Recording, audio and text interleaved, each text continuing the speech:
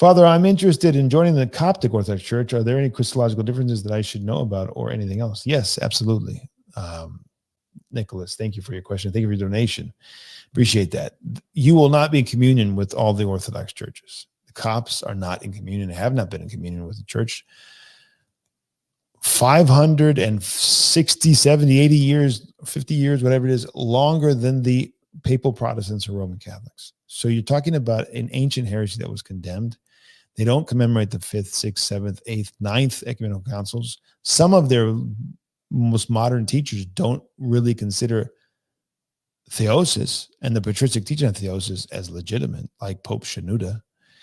They're heavily influenced by contemporary Protestant spirituality in Egypt today. And I'm saying that on the basis of the witness of 2 converts from the Copts to Orthodoxy in Alexandria, in Cairo, who tell me this because they grew up in the Copts there.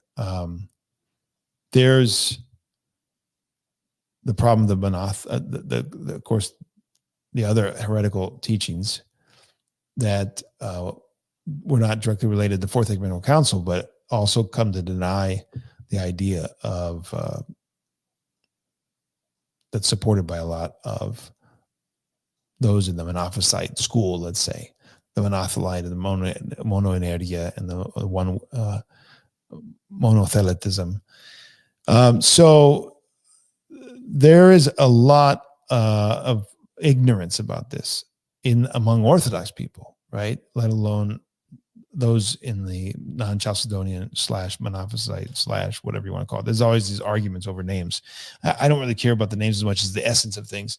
So there's a lot of ignorance because they look like us, right? Because they pray like us. Well, guess what? In the 4th or 5th century, 10 years after the Fourth Ecumenical Council, there was zero difference in 99.9% of everything, right? With the Monophysites or with other great heretical groups, there was only one difference usually. Like, let's say the Arians, they went to the same churches. They didn't destroy the churches. They didn't, there was not all of these massive differences that exist today in the West between Orthodoxy and heterodoxy. That didn't exist in the first millennium between Orthodoxy and heterodoxy. So the fact that they look, sound, they're very pious, all that is really not important. We have to realize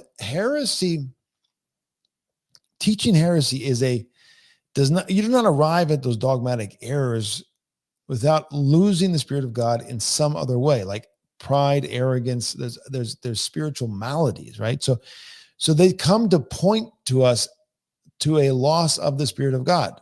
They don't then begin the loss of the Spirit of God. Like you culminate in teaching heresy because you walked away from the narrow path, the asceticism, and the humility and all the rest, right?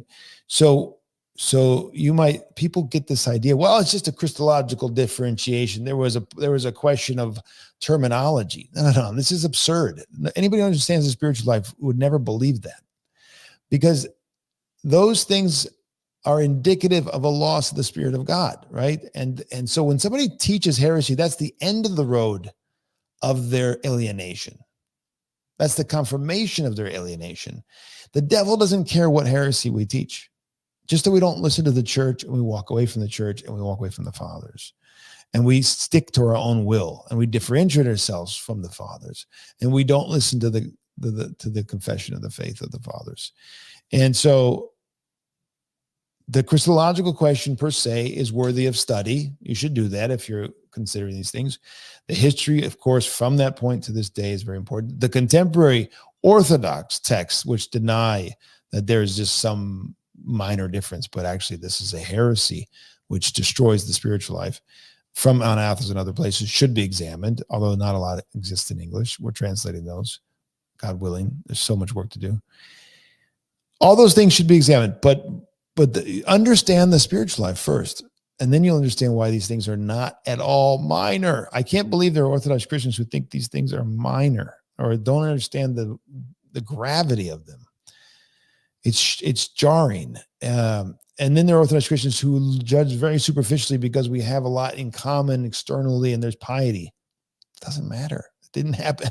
There was always that was the case in the 4th and the 5th and the 6th and the 7th and the 8th century and all the various centuries of the church. The likeness in that did not matter. Look, read. Here's what I would like you to do, Nicholas, if you're interested. Read The Spiritual Medal by St. John Moscus. Find that. Get a used copy. Read The Spiritual Medal by St. John Moscus or John Moscus. I think it's from Cistercian Press in English. That's the only version that exists, to my knowledge. It's an older book. They probably reissued it. And there's like 5, I'm not sure the number, but let's say 5, maybe more, amazing stories about the time in Palestine after the Fourth Ecumenical Council and what did the fathers then do with the Monophysite monastics who refused to listen and continued down the path of the era of the Monophysites. The Severian heresy, the Dioscorus, following Dioscorus, and all the rest.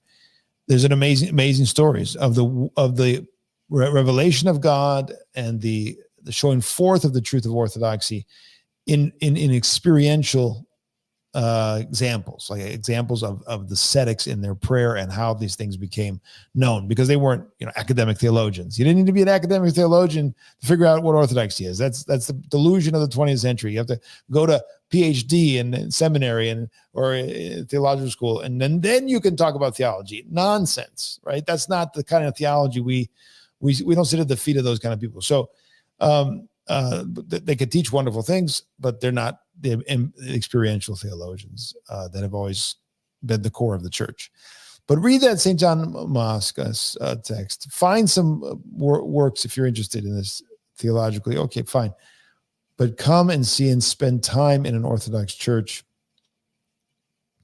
and go and find and, write us if you need help. We're going to be doing a lot of work on this translation. I don't know when it's going to come out. It's massive.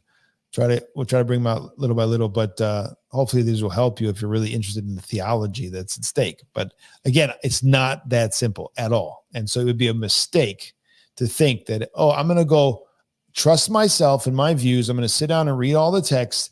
I'm going to make up my mind which Christological dogma is proper or correct or whatever. You're not going to do that. Okay. I can just tell you right now, that's not going to happen.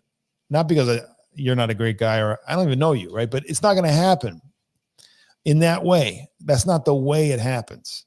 That's not how we come to knowledge and discernment of the spirits.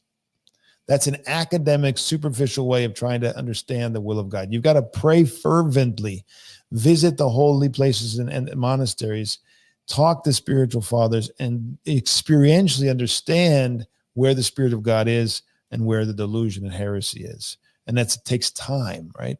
And you've got to understand how the spiritual life works.